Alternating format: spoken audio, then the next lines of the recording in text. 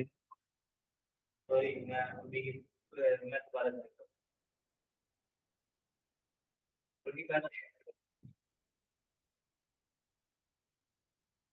बिस्मिल्लाहिर्रहमानिर्रहीम। अच्छा जी, कल हम कर रहे थे ऑसिलेशन या सिंपल हार्मोनिक मोशन। वालेकुम सलाम। बेटा, ऑसिलेशन का मतलब होता है वाइब्रेशन, यानी टू एंड फ्रो मोशन के एक पॉइंट के राइट और लेफ्ट टून से ना वो मूवमेंट होती है। सिंपल हार्मोनिक मोशन एक नेचुरल किस्म की वाइब्रेटरी मोशन होती है। तो उसमें हम जो पढ़ रहे हैं उसकी एग्जांपल ये पेंडुलम है, या एक बाउल के अंदर, राउंड बाउल के अंदर एक ऑब्जेक्ट को आप बॉल स्फेरिकल ऑब्जेक्ट को रखें तो उसकी मूवमेंट स्प्रिंग के साथ कोई ऑब्जेक्ट अटैच्ड है, या किसी मेटालिक स्ट्रिप के साथ आपने कोई मैस अटैच किया हुआ, आप उसे एक एंड पर ले जाकर छोड़े तो वो ये जो मूवमेंट होती है ये सिंपल हार्मोनिक मोशन है। इसमें एक हार्मोनिक का वर्ड हार्मनी है। हार्मनी का मतलब क्या होता है, ये वैसे कॉमन हम क्योंकि ओ लेवल में ही पढ़ चुके हैं। तो जूला या पेंडुलम है, आप नोट करें जब आप उसे शुरू में फेंकते हैं, जहां से स्टार्ट करते हैं, वो मैक्सिमम डिस्प्लेसमेंट होता है, दैट इज कॉल्ड एम्पलीट्यूड। वो आहिस्ता आहिस्ता उसका एम्पलीट्यूड क्या होता जाता है, कम होता जाता है। लेकिन एक बात नोट करना कि उसका time to complete one round remains, जब वो दूर से आएगा तो स्पीड तेज होगी। यूं जो उसका डिस्टेंस या एम्पलीट्यूड कम होता जाता है, डिस्टेंस कम होएगा ना, तो स्पीड क्या होगी, स्पीड कम हो जाती है, लेकिन टाइम रिमेन्स द सेम। जरी नजर आ रहा है आपको बेटा? तो इसलिए इसमें एक हार्मनी है। अच्छा, अब उसमें जी खास बात, सर। इसकी जो डेफिनेशन है वो क्या है, कि जब आप ऑब्जेक्ट के, जब आप उसके एक्चुअल रेस्ट पोजीशन के करीब होते हैं, बेटा जब हम मीन पोजीशन पर होते हैं ना, तो एक्स होता है displacement from the mean position, directly distance from the, वो जीरो होता है। तो हम एक बात नोट करते हैं कि इस रीजन में जब हम करीब होते हैं तो speed almost remains constant. In other words, acceleration और एक्सेलरेशन जीरो, तो object is set to be in equilibrium position, equilibrium state, इसलिए मीन पोजीशन को इक्विलिब्रियम पोजीशन भी कहते हैं। तो यहाँ एक्सेलरेशन कम है, लेकिन जो जो हम दूर जाते हैं तो उसमें चेंज आता है, चाहे वो नेगेटिव है, और जब दूर होते हैं वापस आते हुए स्पीड इंक्रीज होती है, चेंज ज्यादा होता है। यानी एक्सेलरेशन डिस्प्लेसमेंट के डायरेक्ट प्रोपोर्शन है। लेकिन डिस्प्लेसमेंट होता है, प्लेसमेंट होता है पोजीशन, डिस्प्लेस होता है कि असल पोजीशन, मीन पोजीशन से चेंज, जितना हम दूर जा रहे हैं तो डिस्प्लेसमेंट उतना ज्यादा होता है। तो मतलब डिस्प्लेसमेंट की डायरेक्शन होती है away from the mean position, जबकि एक्सेलरेशन हमने देखा है कि जब भी हम मीन पोजीशन से दूर जा रहे हैं तो स्पीड कम हो रही होती है, नेगेटिव एक्सेलरेशन है। तो नेगेटिव इसका डायरेक्शन वाइज सेंस क्या होती है, ऑब्जेक्ट तो अवे जा रहा होता है लेकिन एक्सेलरेशन की डायरेक्शन बैकवर्ड होती है टुवर्ड्स मीन पोजीशन। और जब भी हम वापस आ रहे होते हैं स्पीड इंक्रीज हो रही है, एक्सेलरेशन पॉजिटिव है। और पॉजिटिव एक्सेलरेशन का मतलब होता है जिधर ऑब्जेक्ट जा रहा है उधर ही, यानी जब भी हम मीन पोजीशन से दूर जा रहे हैं एक्सेलरेशन टुवर्ड्स मीन पोजीशन है, जब हम मीन पोजीशन की तरफ वापस आ रहे हैं तभी एक्सेलरेशन टुवर्ड्स मीन पोजीशन। और डिस्प्लेसमेंट की direction is away from the mean position, यानी दोनों ऑपोजिट है। तो ऑपोजिट को कैसे रिप्रेजेंट करते हैं, माइनस से। तो बेटा ये है सिंपल हार्मोनिक मोशन की डेफिनेशन। इस बात को आप लिख दें ऐसे या इसको वर्ड्स में लिख दें, that will be the definition of simple harmonic motion. अच्छा, अब ना हम इसको अगर पेंडुलम को समझें और ये सब चीजें एज इट इज इन पर अप्लाई हो, आप पेंडुलम को देख लें कि जब भी हम मीन पोजीशन पर होंगे, मीन पोजीशन का मतलब डिस्प्लेसमेंट मीन पोजीशन से लेते हैं ना, तो डिस्प्लेसमेंट जीरो है, एक्सेलरेशन भी जीरो, लेकिन वहां वेलोसिटी मैक्सिमम होती है, और वेलोसिटी पे डिपेंड करती है काइनेटिक एनर्जी मैक्सिमम। लेकिन वो देखिए वो लोएस्ट पोजीशन है पॉसिबल जो उसके लिए, तो वहां पोटेंशियल एनर्जी मिनिमम। अब यहाँ पर ना किसी बच्चे के जहन में आया कि पेंडुलम अपनी लोएस्ट पोजीशन पे है लेकिन अभी वो हाइट पर है, तो हाइट तो जीरो नहीं हुई एक्चुअली, ये लोएस्ट पोजीशन है, ये रिलेटिव जीरो एनर्जी। अच्छा, यहाँ ना एक और बात भी देनी, यहाँ ना मैंने जीपीई नहीं लिखा, खाली पोटेंशियल एनर्जी लिखा। असल में जब ये स्प्रिंग पे लगेंगे तो इसमें ग्रेविटेशन पोटेंशियल एनर्जी इन्वॉल्व नहीं है, इसमें तो खाली पोटेंशियल एनर्जी ये वाइडर मीनिंग में आ जाती है, सब टाइप की, राइट। तो मीन पोजीशन पर ये है, और जो जो मीन पोजीशन पर है एक्सट्रीम पोजीशन चाहे वो ये है या ये है, वो एग्जैक्टली ऑपोजिट है। अच्छा, जब हम लेट्स से राइट साइड पर जो मीन पोजीशन पर x0 है, तो राइट एक्सट्रीम पर x is equal to X nought किसे कहते हैं? एम्पलीट्यूड। तो अगर राइट साइड पर वो x नोट है तो लेफ्ट साइड पर वही माइनस एक्स नोट होगा, राइट? माइनस क्या रिप्रेजेंट कर रहा है? We are on the opposite side. जी, अच्छा ना, ये ऑसिलेशन मूवमेंट है, मैंने आपकी बात से बात सुनी नहीं। मैं कह रहा नो लॉस इन एनर्जी है ना, नो लॉस इन एनर्जी में दोनों का एम्पलीट्यूड।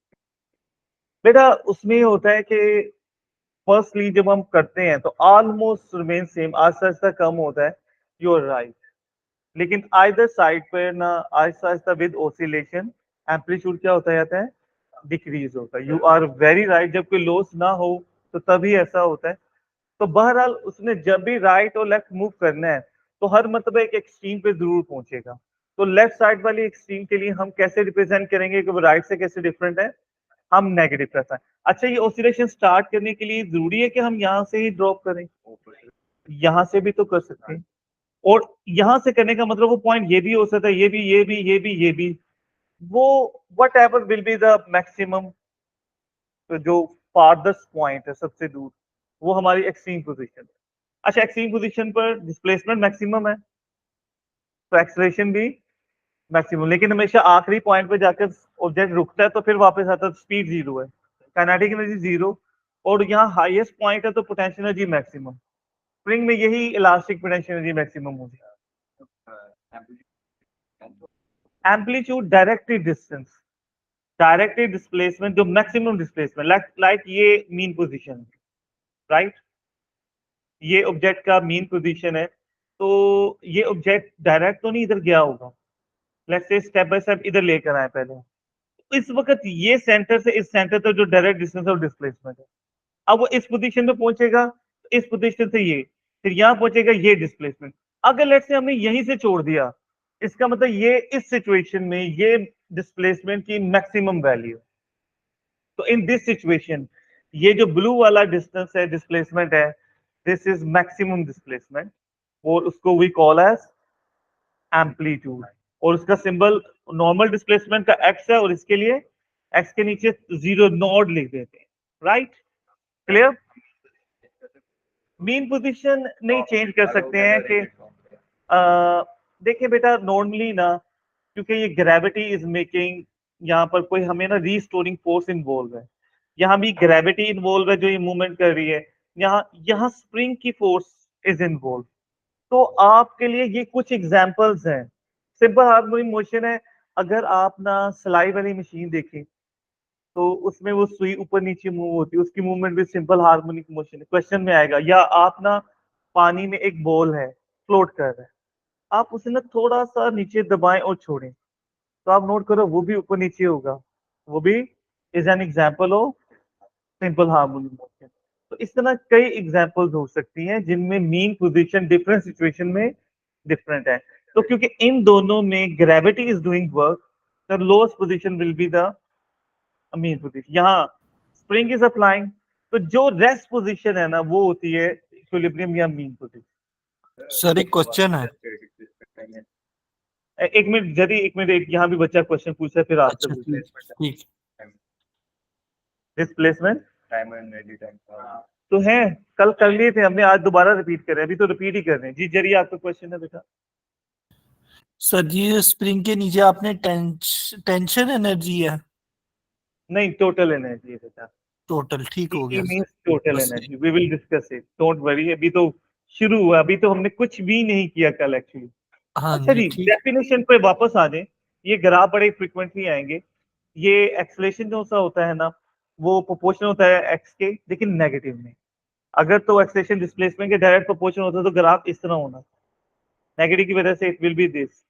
तो आपने याद रखना है, जो भी एक्सेलेरेशन की मैक्सिमम वैल्यू होगी ना, उसमें डिस्प्लेसमेंट भी मैक्सिमम होगा। लेकिन माइनस का मतलब जब पॉजिटिव एक्सेलेरेशन की वैल्यू होगी, डिस्प्लेसमेंट मैक्सिमम डिस्प्लेसमेंट जिसे एम्पलीट्यूड कहते हैं, वो नेगेटिव होगा। और जब नेगेटिव डिस्प्ले या नेगेटिव एक्सेलेरेशन है, उस वक्त पॉजिटिव एम्पलीट्यूड हो, राइट? अच्छा, ये वैल्यूज ग्राफ आएंगी, ये वैल्यूज निकालनी होगी हमें। कि वो एक्सेलरेशन से हमने एम्पलीट्यूड वो पूछ लेगा क्या होगा। क्लियर?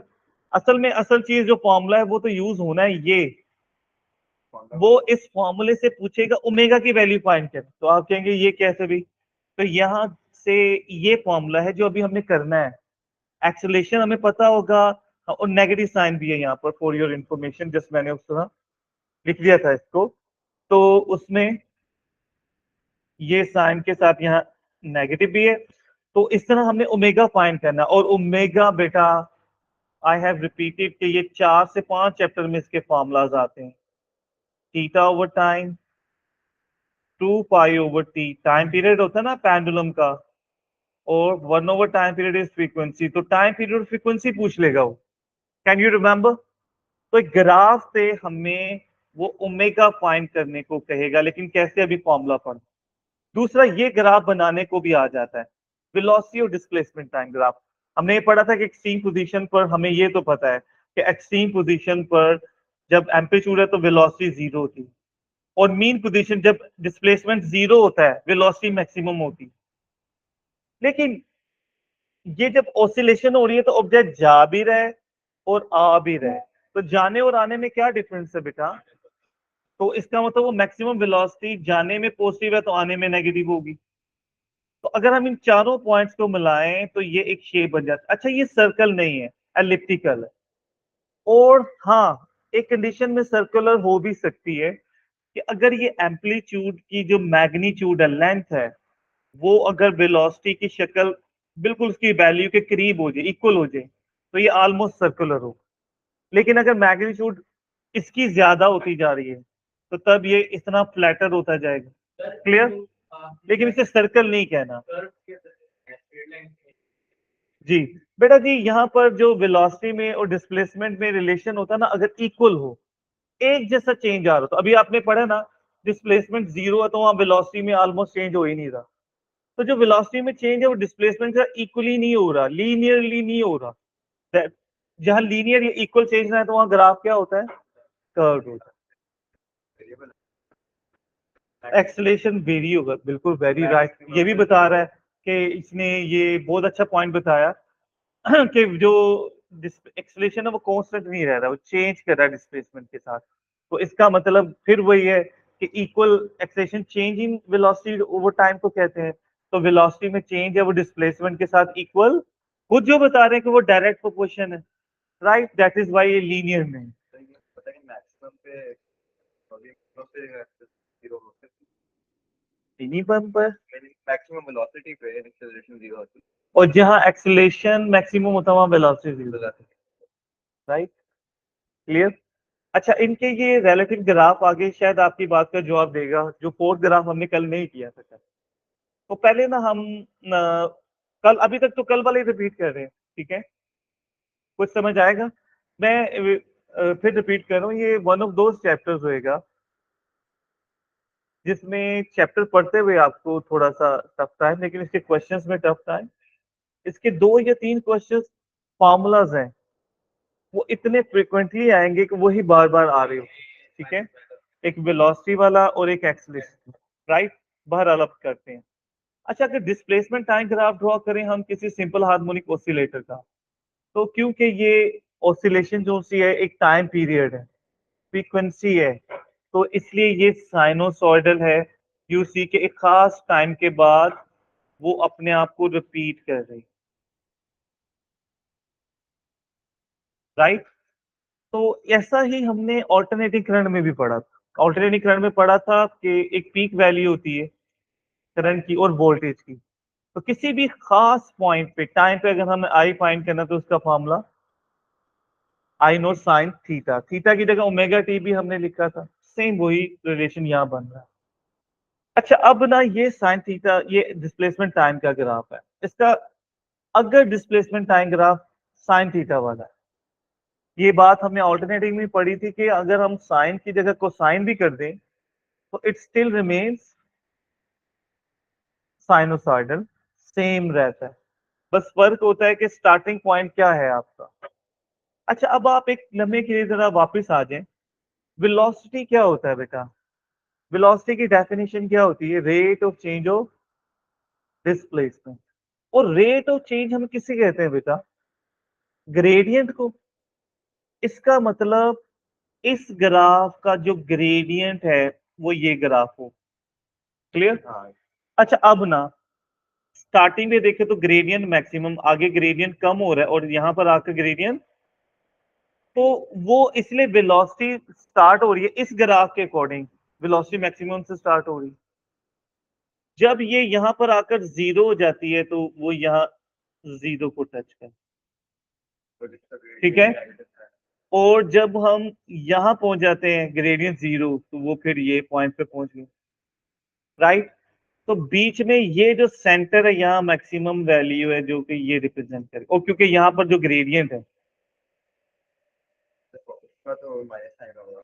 जी, यहाँ जो ग्रेडियंट है वो नेगेटिव नीचे की तरफ जाएगा ना, हाँ। तो इसलिए यहाँ पर जो वैल्यू मैक्सिमम है वो Negative। Negative. Can you this point देखिएगा, ये इस पॉइंट पर ग्रेडियंट जीरो है, तो यहाँ ये पॉइंट ये है, इस पॉइंट पर ग्रेडियंट क्या है? मैक्सिमम है लेकिन नेगेटिव है, इस पॉइंट को ये रिप्रेजेंट। अच्छा ये मुझे अगर इनके ऊपर नीचे ड्रॉ कर देते ना तो ये बहुत अच्छा हो जाए, वो सिंक्रोनाइजेशन हो जाए, ठीक है हैं? चलिए, लेकिन ये है कि ये टाइम पीरियड है ना यहाँ, तो यहाँ ये टाइम पीरियड, तो उसमें मैं फिर भी थोड़ा सा हेल्प करने के लिए, ये जो पॉइंट है वो यहाँ ये पॉइंट है, उसका काउंटर पार्ट, ये जो पॉइंट है उसका काउंटर पार्ट ये जो पॉइंट है यहाँ उसका काउंटर पार्ट ये, ठीक है। और फिर ये जो पॉइंट आ जाता है उसका काउंटर पार्ट यहाँ पर ये, फिर हम जब इधर पहुंच जाते हैं ये, तो उसका काउंटर पार्ट ये, पूरा एक टाइम पीरियड उसके सेम हुआ से। अब अगर आप आ जाए एक्सेलरेशन पर, तो एक्सेलरेशन होता है rate of change of velocity, gradient of velocity. तो अब आप ये वेलोसिटी है ना, इसका स्टार्टिंग पे ग्रेडियंट देखें कैसा है? जीरो। तो देखें ये जीरो से स्टार्ट हो। अच्छा अब ब्लू पॉइंट पर देखें इसका ग्रेडियंट कैसा है? मैक्सिमम लेकिन नेगेटिव है, तो ब्लू पॉइंट के लिए ये पोजीशन, राइट। अच्छा अब ग्रीन वाला पॉइंट देखें वेलोसिटी टाइम को, यहाँ ग्रेडियंट जीरो है तो वो ये यहाँ पर एक्सेलरेशन। अच्छा जी, अब ग्रे वाला पॉइंट देख लें कि ग्रे वाले पॉइंट पर एक्सेलरेशन, इसका ग्रेडियंट मैक्सिमम है लेकिन पॉजिटिव है, तो मैक्सिमम और पॉजिटिव वैल्यू। और फिर बेटा दोबारा हम पूरा टाइम पीरियड कंप्लीट होता है तो यहाँ पहुंच जाते हैं। क्लियर? तो ये उसका ग्राफ। अब अगर आप ग्राफ देखें तो वो इसका बिल्कुल ऑपोजिट है, तो वो साइन थीटा का ग्राफ है ये माइनस साइन। अच्छा अब आपने कुछ बात पे गौर करना है, यहाँ डिस्प्लेसमेंट था तो ये मैक्सिमम डिस्प्लेसमेंट, यहाँ वेलोसिटी है तो ये मैक्सिमम वेलोसिटी टाइम्स कोस या साइन, एक्सेलरेशन है तो मैक्सिमम टाइम। क्लियर? ये अभी हमने डेरिवेशन करनी है, ये फॉर्मूले मैंने ऐसे वैसे लिख दिए, अभी जरूरत नहीं अभी इनकी डेरिवेशन हमने आगे करनी है। क्लियर? अच्छा अब ना वापस आ जाएं, हमने ये पढ़ा है कि जब हम जीरो डिस्प्लेसमेंट पर होते हैं तो काइनेटिक एनर्जी क्या होती थी? मैक्सिमम। तो पहले काइनेटिक एनर्जी का ग्राफ ड्रॉ करते हैं, तो जब हम जीरो डिस्प्लेसमेंट पे थे तो काइनेटिक एनर्जी वाज मैक्सिमम, यानी यहां। और जब हम एक्सट्रीम पोजीशन पे चले जाते हैं तो वेलोसिटी क्या हो जाती है? जीरो हो जाती है। तो उसमें दोनों एक्सट्रीम पोजीशन पर ही बेटा इन तीनों पोजीशन को ज्वाइन करें तो ये काइनेटिक एनर्जी का ग्राफ आ जाता है। क्लियर? याद रहेगा? अच्छा अब पोटेंशियल एनर्जी का देखिए, तो पोटेंशियल मीन पोजीशन पर पोटेंशियल जीरो थी, एक्सट्रीम पर ये, तो ज्वाइन करें तो दोनों ये पैराबोलिक फॉर्म है। लेकिन एक बात नोट करें, किसी भी ऑब्जेक्ट के अंदर जितनी भी एनर्जीज है ना, they either come from kinetic energy और पोटेंशियल, इन्हीं की टाइप है।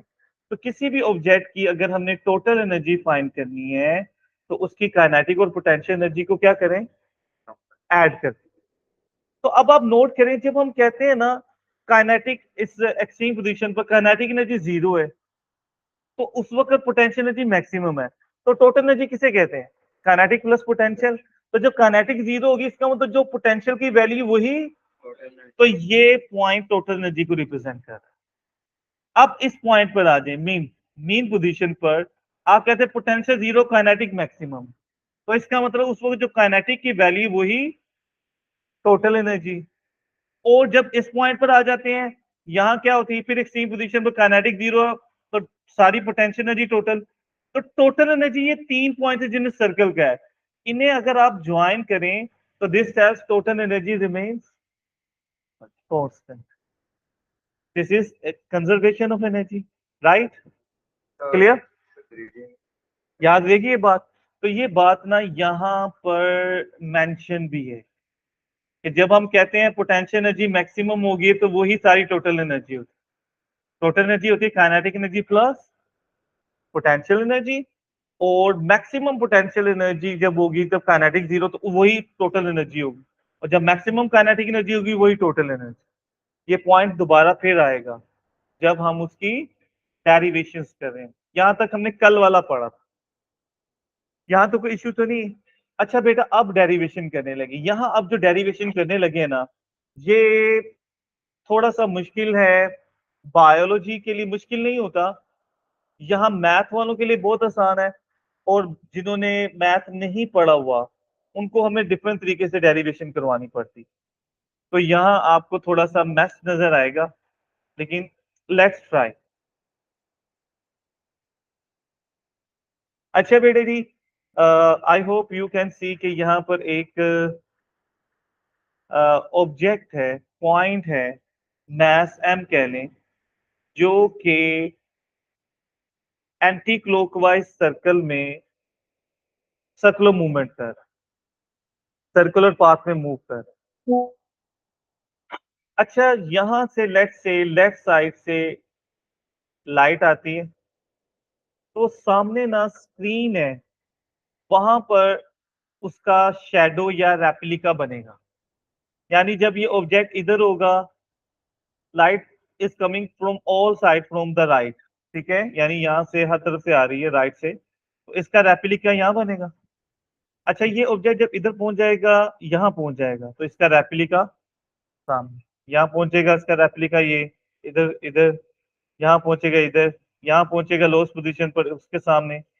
अब जब ऊपर जाएगा तो दोबारा रेप्लिका ऊपर। ऑब्जेक्ट जब नीचे आ रहा था, यानी object was coming from this direction, तो रेप्लिका नीचे जा रहा। अब जब ऑब्जेक्ट यहां से ऊपर जाने लगेगा ना, तो आपने नोट करना है कि ऑब्जेक्ट ये यहाँ पर है ना, ऑब्जेक्ट यहाँ पर पहुंचा, रेप्लिका यहाँ, ऑब्जेक्ट इधर आया, रेप्लिका अब ऊपर जाने लगे, ऑब्जेक्ट इधर पहुंचा, रेप्लिका इधर, ऑब्जेक्ट इधर, रेप्लिका इधर, ऑब्जेक्ट फिर इधर पहुंचा। तो जब ऑब्जेक्ट ऊपर जा रहा है, रेप्लिका भी ऊपर जा रहा है। तो एक चीज आपने नोट करनी है, वो ये है कि जो पॉइंट पी है वो सर्कुलर मोशन कर रहा है, लेकिन उसका रेप्लिका ऊपर और नीचे मूव हो रहा है। वो कौन सी मूवमेंट कर रहा है? उसकी movement is simple harmonic motion.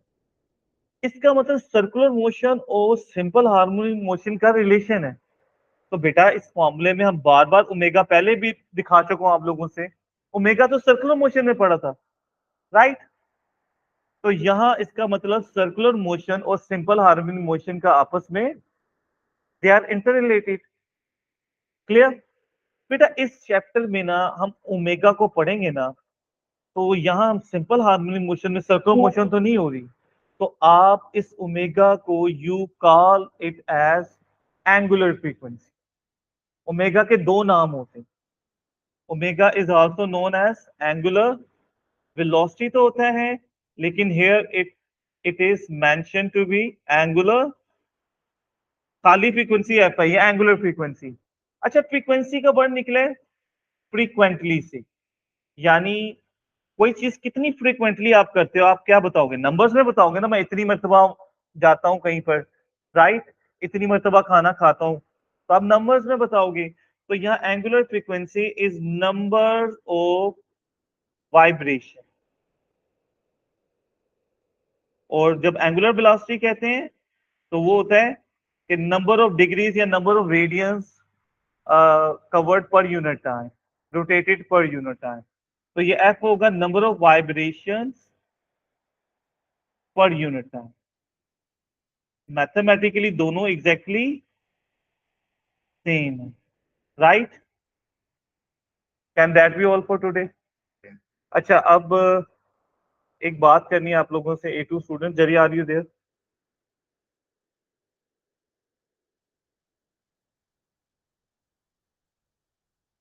हाँ भाई,